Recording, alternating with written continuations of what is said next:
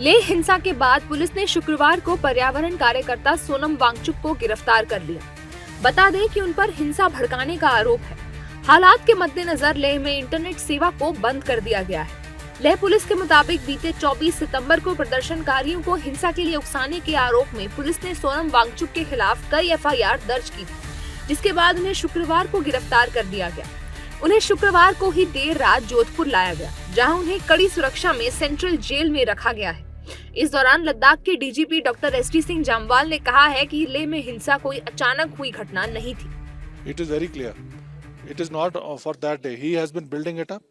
He wanted to create this ruckus, and from the 10th of September when he started his agitation till 24th, you can see a pattern in his speeches. He has been instigating people, and on the same platform some other people, they were instigating, giving such speeches which would instigate youth, and this resulted in on the this was the result of the 24th September's incident. We have been keeping a watch on him and making a record of all his illegal activities, anti-social activities, anti-national activities.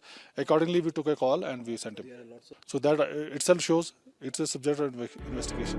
Sonam Wangchuck की गिरफ्तारी को लेकर विपक्ष तिलमिला गया। विपक्ष ने केंद्र सरकार पर जमकर हमला बोला है और सोनम वांगचुक की गिरफ्तारी को गलत बताया है। सोनम वांगचुक के बारे में जो उन्होंने वहाँ पे जो काम किया, सोशल काम किया, और जिस तरह से उन्होंने शिक्षा के क्षेत्र में SHGO के बारे में बच्चों के लिए उस लद्दाख के जो एक आइडेंटिटी उन्होंने पूरे देश में, पूरे दुनिया में ऐसे जगह के पूरे दुनिया में तैयार की, तो उनका योगदान तो निश्चित रूप से रहा। अब रहा सवाल वो जो वहाँ पे घटना हुई उससे उनका कितना क्या लेना देना है, ये तो हमें पता नहीं है। लोकतांत्रिक तरीके से जो लोग अधिकार के लिए, जो अधिकार उन्हें संविधान ने दिए हैं, जिस अधिकार के चलते उन्हें स्वतंत्र रूप से कार्य करने के और बोलने की आज़ादी भी है, अगर उनकी भावनाओं को और जनता की भावनाओं को अगर इस प्रकार से आतंकित तरीके से अगर निपटेंगे तो ये बहुत ही दुर्भाग्यपूर्ण है।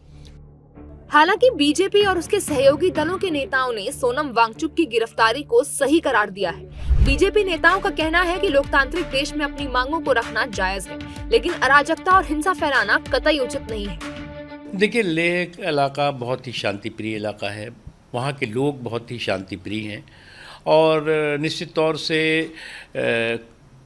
कुछ लोगों को अगर ये लगता है कि जो अभिव्यक्ति की स्वतंत्रता है वो अराजकता की, उद्दंडता की जो है वो गारंटी है, तो ये थोड़ी गलतफहमी। देखिए, एक्टिविज्म कोई भी कर सकता है, लेकिन एंटी नेशनल एक्टिविज्म बिल्कुल स्वीकार नहीं करेगी ये सरकार।